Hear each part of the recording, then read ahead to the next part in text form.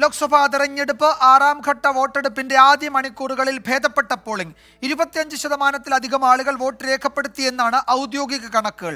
ഡൽഹിയിലെയും ഹരിയാനയിലെയും എല്ലാ സീറ്റുകളിലും വോട്ടെടുപ്പ് നടക്കുകയാണ്. രാഷ്ട്രപതിയും ഉപരാഷ്ട്രപതിയും സോണിയാഗാന്ധിയും ഉൾപ്പെടെ പ്രമുഖർ രാവിലെ തന്നെ വോട്ട് രേഖപ്പെടുത്തി.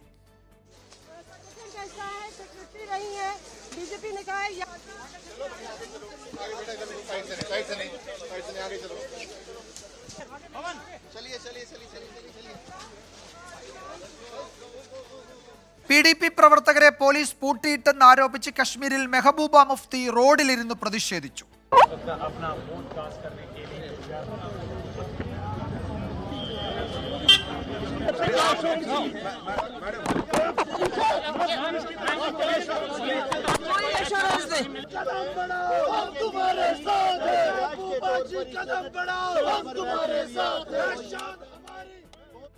ഡൽഹിയിൽ നിന്ന് ആർ രാധാകൃഷ്ണനും ആർ അച്യുതനും വിവരങ്ങൾ നൽകും. ആർ കെ, പ്രതിപക്ഷ സഖ്യത്തിന് വലിയ പ്രതീക്ഷ പങ്കുവയ്ക്കുന്ന രണ്ട് സംസ്ഥാനങ്ങൾ, ഒന്ന് ഡൽഹിയിലെ 7 ലോക്സഭാ മണ്ഡലങ്ങളും ഒപ്പം ഹരിയാനയും. അപ്പോൾ ഈ രണ്ടിടത്തു നിന്നും വരുന്ന റിപ്പോർട്ടുകൾ എങ്ങനെയാണ്?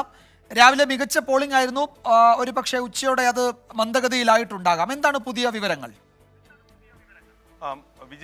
വിജയൻ സൂചിപ്പിച്ചതാണ് അതിന്റെ വസ്തുത. കാരണം രാവിലെ ഉണ്ടായിരുന്ന ഒരു കാലാവസ്ഥയല്ല ഇപ്പോൾ ഈ രണ്ട് സംസ്ഥാനങ്ങളെ സംബന്ധിച്ചും. ചുട്ടുപൊള്ളുന്ന വിധത്തിലാണ് ചൂട് ഉള്ളത്. പലയിടങ്ങളിലും 45 ഡിഗ്രിക്ക് മുകളിലേക്ക് ചൂട് എത്തുന്ന ഒരു സാഹചര്യം നിലനിൽക്കുന്നു. അതുകൊണ്ട് തന്നെ ഡൽഹിയിലും ഹരിയാനയിലും ഏതാണ്ട് 20%, ശരാശരി 20%മാണ് 4 മണിക്കൂറിനുള്ളിൽ പോൾ ചെയ്ത വോട്ട് നിരക്ക്.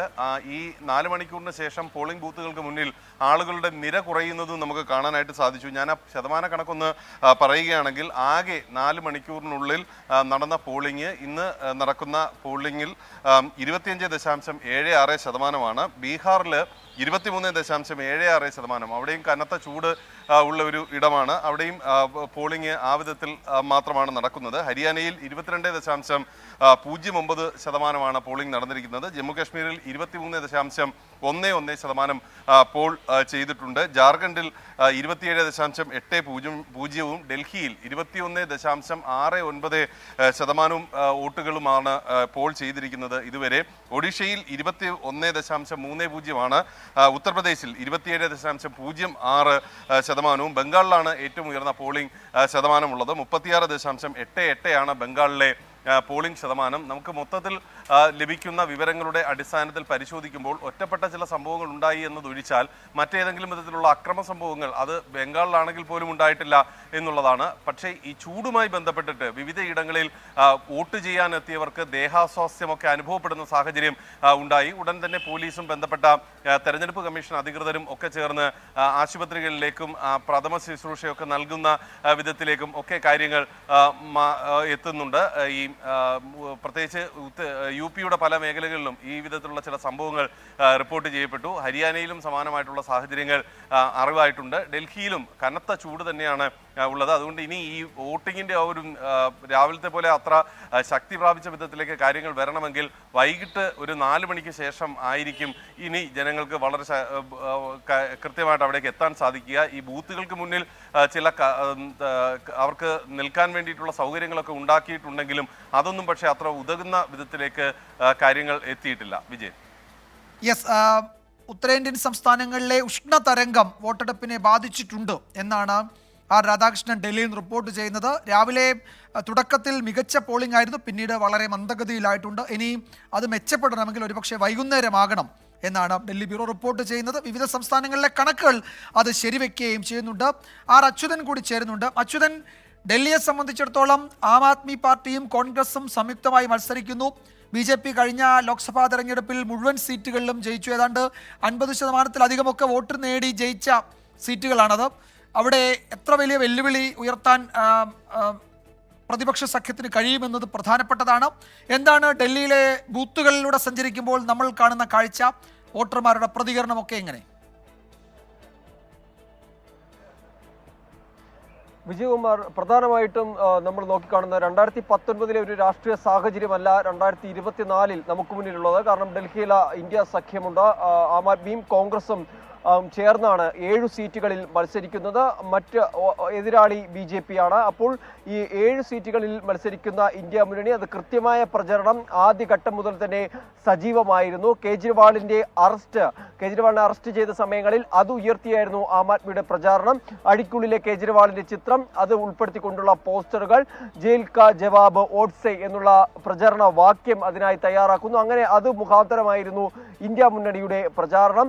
എന്നാൽ BJP അതിനെ തിരിച്ചുകൊണ്ട് അഴിമതി സർക്കാരാണ് ഡൽഹി ഭരിക്കുന്നത്, അവരെ ഇതിൽ നിന്ന് മാറ്റി നിർത്തണം എന്നുള്ളതാണ് BJP ബദലായി കൊണ്ടുവന്ന പ്രചാരണം. ഒടുവിൽ കേജ്രിവാളിന് ഇടക്കാല ജാമ്യം അനുവദിക്കുന്നു. അത് വലിയ രീതിയിലുള്ള ഒരു ഇമ്പാക്റ്റ് ഉണ്ടാക്കിയെടുക്കാൻ ആം ആദ്മിക്ക് കഴിഞ്ഞു. കാരണം നിരവധി റോഡ് ഷോകൾ ഇദ്ദേഹം ജയിലിന് പുറത്തു വന്നതിലൂടെ നടത്തുകയുണ്ടായി. ഹരിയാനയിലെ കുരുക്ഷേത്രയിലും വലിയൊരു റോഡ് ഷോ നടത്തുകയുണ്ടായി. മുംബൈയിൽ പ്രചാരണത്തിൽ സജീവമായി കേജ്രിവാൾ. അങ്ങനെ ആ ഒരു ജയിൽ മോചനം അത് വലിയ രീതിയിലുള്ള ഒരു പ്രചരണമാക്കി മാറ്റി. അതായത് BJPയുടെ ഈ ഏജൻസികൾ, അന്വേഷണ ഏജൻസികളെ ഉപയോഗിച്ചുള്ള വേട്ടയാടൽ, അതിന് കിട്ടിയ തിരിച്ചടിയാണ് സുപ്രീം കോടതിയുടെ ഭാഗത്തു നിന്നുണ്ടായത് എന്നുള്ള രീതിയിലുള്ള പ്രചരണങ്ങൾ സജീവമാക്കി. പക്ഷേ അതിൽ കളങ്കമേൽപ്പിച്ചത് അല്ലെങ്കിൽ അതിനൊരു തിരിച്ചടിയായത് സ്വാതി മലിവാളിന്റെ പരാതി തന്നെയായിരുന്നു. അത് അടിമുടി ഒരു കോട്ടം ആം ആദ്മി പാർട്ടിയിൽ ഉണ്ടാക്കി. പക്ഷേ അതിനെ പ്രതിരോധിക്കുവാനുള്ള ദിവസേനയുള്ള വാർത്താ സമ്മേളനങ്ങൾ, മന്ത്രിമാരുടെയും നേതാക്കളുടെയും സ്ഥിരം പ്രതികരണങ്ങളെല്ലാം സജീവമാക്കുക കൂടി ആം ആദ്മിയുടെ ഭാഗത്തു നിന്നുണ്ടായി. അങ്ങനെ പ്രചാരണം ഡൽഹിയിൽ രണ്ട് കൂട്ടരും BJPയും ഇന്ത്യ മുന്നണിയും വളരെ വീറും വാശിയോടും കൂടിയാണ് മുന്നോട്ട് വെച്ചത്. പോളിംഗ് പരിശോധിക്കുമ്പോൾ ഈ പറഞ്ഞ ഉഷ്ണതരംഗം അത് ബാധിച്ചിട്ടുണ്ട്. കാരണം രാവിലെ അനുഭവപ്പെട്ട തിരക്ക് 10 മണിക്ക് ശേഷം ഉണ്ടായിരുന്നില്ല. പൊതുവെ പറഞ്ഞത് രാവിലെ തങ്ങൾ പോളിംഗിനായി എത്തിയത് ആ ഉഷ്ണത്തെ മറികടക്കാനാണ്. ഇനി എന്തായാലും അതൊരു 3:30-ക്ക് ശേഷം പോളിംഗ് ശതമാനം അല്ലെങ്കിൽ ആളുകൾ കൂടുതൽ വോട്ട് ചെയ്യാൻ എത്തും എന്ന് തന്നെയാണ് പ്രതീക്ഷിക്കുന്നത്. അതുകൊണ്ട് തന്നെ ശരി അച്യുതൻ, ഏതായാലും വളരെ നിർണായകമാണ് ഈ ഘട്ടം. പ്രത്യേകിച്ച് പ്രതിപക്ഷ സഖ്യത്തെ സംബന്ധിച്ചിടത്തോളം അവർ മുന്നേറ്റമുണ്ടാക്കുമെന്ന് വിലയിരുത്തുന്ന സംസ്ഥാനങ്ങൾ ഡൽഹിയും ഹരിയാനയും ഒക്കെ ഇന്ന് ബൂത്തിലെത്തുന്നുണ്ട്. എന്ത് ചലനമുണ്ടാക്കും ഈ സംസ്ഥാനങ്ങളിലെ പ്രതിപക്ഷ കൂട്ടായ്മ എന്നത് വളരെ പ്രധാനപ്പെട്ട ചോദ്യമാണ്. ഈ ഉഷ്ണതരംഗം വോട്ടെടുപ്പിനെ അല്ലെങ്കിൽ ആളുകളെ പോളിംഗ് ബൂത്തിൽ എത്തുന്നതിന് തടസ്സമായിട്ടുണ്ട്. രാവിലെയും വൈകിട്ടുമായി വോട്ട് രേഖപ്പെടുത്തി എല്ലാവരും മടങ്ങുമെന്ന് കരുതാം. ഉച്ചവരെ ഏതാണ്ട് 25-30% ആളുകൾ വോട്ട് രേഖപ്പെടുത്തിയിട്ടുണ്ട്. ഒരു 3 മണിക്ക് ശേഷം അത് കുറെ കൂടി മെച്ചപ്പെടും എന്ന് കരുതുന്നു. ഡൽഹി ബ്യൂറോയിൽ നിന്ന് R. രാധാകൃഷ്ണനും R. അച്യുതനുമാണ് വിവരങ്ങൾ നൽകിയത്.